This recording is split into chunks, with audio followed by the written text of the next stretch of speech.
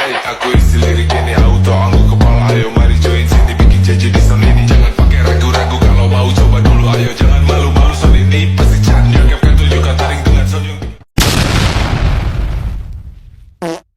Halo sobat semua, kali ini kita akan membahas topik yang lagi hangat diperbincangkan, yaitu tentang stimulus ekonomi di bawah pemerintahan Presiden Prabowo Subianto dan Wakil Presiden Gibran Rakabuming Raka. Nah, sobat pasti sudah tahu kan, sejak pemerintahan baru berjalan setahun terakhir ini, kondisi perekonomian Indonesia jadi sorotan banyak pihak. Pemerintah sudah berusaha keras untuk mendorong pertumbuhan ekonomi melalui berbagai kebijakan. Salah satunya dengan paket stimulus ekonomi yang nilainya mencapai belasan triliun rupiah. Tujuannya jelas supaya daya beli masyarakat tetap kuat, lapangan kerja bertambah, dan ekonomi bisa tumbuh stabil. Tapi di sisi lain, banyak juga yang mempertanyakan, apakah stimulus ini benar-benar tepat sasaran? Apakah masyarakat kecil sudah merasakan manfaatnya? Atau jangan-jangan program ini justru masih belum maksimal di lapangan? Pembahasan ini kita akan mencoba memahami bagaimana arah kebijakan stimulus itu berjalan, apa saja tantangannya, serta sejauh mana manfaatnya bagi masyarakat luas. Jadi buat sobat semua, yuk simak dan pahami bersama bagaimana pemerintah berupaya menjaga ekonomi nasional, sekaligus juga kritis bersama apakah kebijakan tersebut sudah benar-benar efektif untuk kemajuan Indonesia. Memasuki 1 tahun masa pemerintahan Presiden Prabowo Subianto dan Wakil Presiden Gibran Rakabuming Raka, sorotan publik terhadap kondisi perekonomian nasional semakin meningkat. Banyak pihak, baik dari kalangan akademisi, pelaku usaha, maupun masyarakat umum, menaruh harapan besar terhadap pemimpin baru ini. Harapan tersebut tentu tidak lepas dari janji pemerintah untuk memperkuat fondasi ekonomi Indonesia agar lebih tangguh dan inklusif.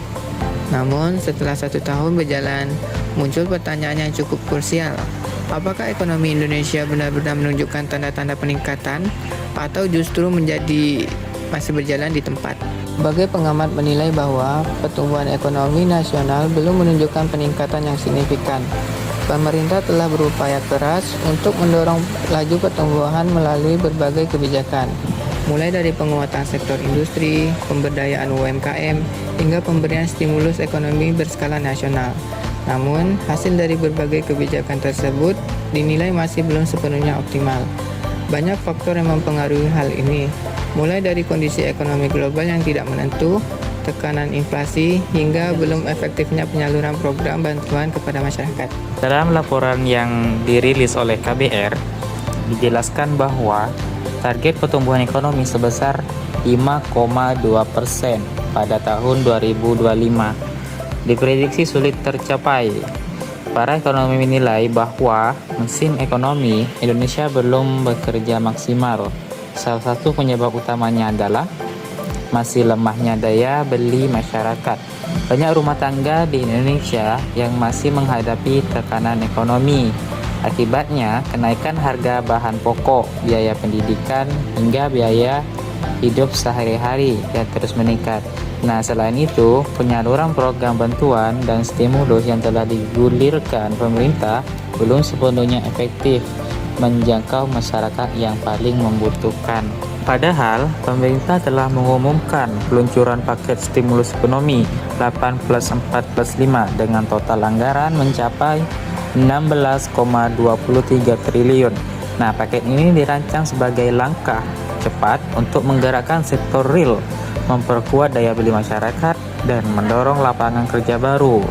Namun, di lapangan, masih banyak masyarakat yang menilai bahwa kebijakan tersebut belum benar-benar terasa manfaatnya. Banyak warga yang belum mengetahui secara jelas untuk stimulus yang diberikan. Sementara itu, sebagian lainnya merasa bahwa bantuan yang diterima tidak cukup untuk memperbaiki kondisi ekonomi keluarga mereka.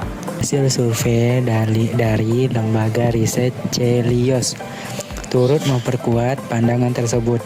Survei ini menunjukkan bahwa Sebagian besar responden menilai tata kelola anggaran pemerintah masih tergolong buruk. Sekitar 27% masyarakat mengaku kondisi ekonomi keluarganya justru memburuk dibandingkan tahun sebelumnya. 45% merasa stagnan dan hanya 28% yang menyatakan adanya perbaikan. Dari angka-angka ini menggambarkan bahwa program-program besar pemerintah belum memberikan dampak ekonomi yang merata. Program seperti makanan bergizi gratis atau disebut MBG dan bantuan sosial lainnya masih dianggap belum menyentuh kebutuhan mendasar masyarakat di lapisan bawah. Kritik yang muncul bukan tanpa alasan. Sebagian pihak menilai bahwa kebijakan pemerintah selama ini masih bersifat konsumtif, yakni lebih banyak memberikan bantuan langsung tanpa memperkuat aspek produktif masyarakat tersebut. Bantuan yang diberikan memang bisa menjaga daya beli dalam jangka pendek, namun tidak serta-merta meningkatkan kemampuan masyarakat untuk mandiri secara ekonomi dalam jangka panjang. Kebijakan semacam ini dikhawatirkan justru memperkuat ketergantungan terhadap bantuan-bantuan pemerintah ke depannya. Menanggapi berbagai kritikan tersebut, pemerintah melalui Sekretariat Kabinet memberikan penegasan bahwa seluruh paket stimulus ekonomi harus tepat sasaran dan benar-benar memberikan manfaat langsung bagi masyarakat yang membutuhkan. Pemerintah tidak ingin dana stimulus hanya berhenti di tataran administrasi atau terserat oleh kelompok tertentu. Dalam rapat koordinasi tersebut, pada awal Oktober 2025, Presiden Prabowo menekankan pentingnya penyerapan anggaran yang efisien dan terstruktur. Lebih lanjut, pemerintah juga merinci sejumlah program prioritas dalam praktek stimulus tersebut. Di antaranya adalah program magang nasional bagi lulusan baru dengan target penerima sebesar 20.000 orang. Pemerintah juga memberikan subsidi pajak atau PPh 21 ditanggung pemerintah bagi pekerja di sektor pariwisata dan kuliner dengan gaji di bawah 10 juta per bulan. Selain itu, pemerintah menyalurkan bantuan pangan bagi 18,3 juta keluarga penerima manfaat, serta bantuan iuran jaminan sosial bagi pekerja sektor informal. Pemerintah juga mempercepat reformasi reguler perizinan usaha. Nah, ini melalui sistem online Single Submission atau yang disebut dengan OSS untuk memperlancar investasi dan mendukung pelaku usaha kecil. Kebijakan ini diharapkan dapat menjaga daya beli masyarakat hingga akhir tahun 2025 serta menjadi motor penggerak ekonomi bagi lebih dari 30 juta rumah tangga di Indonesia. Fokus utamanya pemerintah adalah memastikan agar kebijakan stimulus ini tidak hanya menjaga konsumsi masyarakat, akan tetapi juga menciptakan pertumbuhan ekonomi yang inklusif dan berkeadilan. Namun demikian, tantangan implementasi di lapangan masih menjadi persoalan utama. Program stimulus yang bersifat bantuan langsung memang membantu masyarakat dalam jangka pendek. Nah, akan tetapi belum cukup kuat memperkuat produktivitas ekonomi. Tanpa dukungan literasi keuangan yang baik, masyarakat berisiko menggunakan bantuan tersebut hanya untuk konsumsi sesaat, bukan sebagai modal produktif. Kondisi ini menunjukkan bahwa keberhasilan stimulus ekonomi tidak hanya ditentukan oleh besar kecilnya anggaran, tetapi juga oleh kemampuan masyarakat dalam mengelola bantuan secara bijak dan produktif. Literasi keuangan dan kesadaran religius menjadi kunci agar bantuan tidak disalahgunakan untuk konsumsi yang berlebihan, melainkan digunakan untuk memperkuat kemandirian ekonomi. Secara keseluruhan, kedua berita tersebut memberikan gambaran tentang dua sisi kebijakan ekonomi nasional. Di satu sisi, pemerintah menampilkan optimisme melalui berbagai stimulus dan program-program sosial.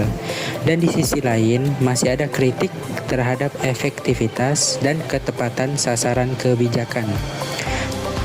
Kali ini, tantangan utama pemerintah kini adalah memastikan bahwa stimulus ekonomi tidak berhenti sebagai kebijakan yang populis, melainkan benar-benar menjadi strategi pembangunan yang berkelanjutan.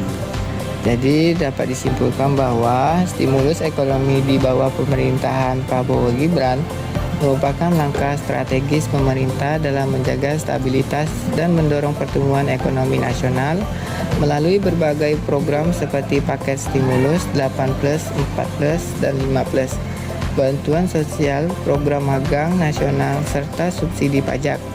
Pemerintah berupaya meningkatkan daya beli masyarakat dan membuka lapangan kerja baru. Namun, masih terdapat tantangan dalam aktivitas ketepatan sasaran. Survei Celios menunjukkan bahwa sebagian besar masyarakat belum merasakan dampak dari kebijakan tersebut. Hal ini memperlihatkan adanya kesenjangan antara perencanaan dan pelaksanaan di lapangan. Oleh karena itu, keberhasilan stimulus ekonomi tidak hanya diukur dari besar anggaran yang digelontorkan, tetapi dari seberapa besar manfaat yang benar-benar dirasakan masyarakat, serta sejauh mana kebijakan tersebut mampu menciptakan pertumbuhan ekonomi yang inklusif, adil, dan berkelanjutan. Pemerintah perlu memperkuat edukasi literasi keuangan dan kesadaran religius masyarakat agar bantuan atau stimulus yang diberikan dapat digunakan secara produktif, bukan konsumtif.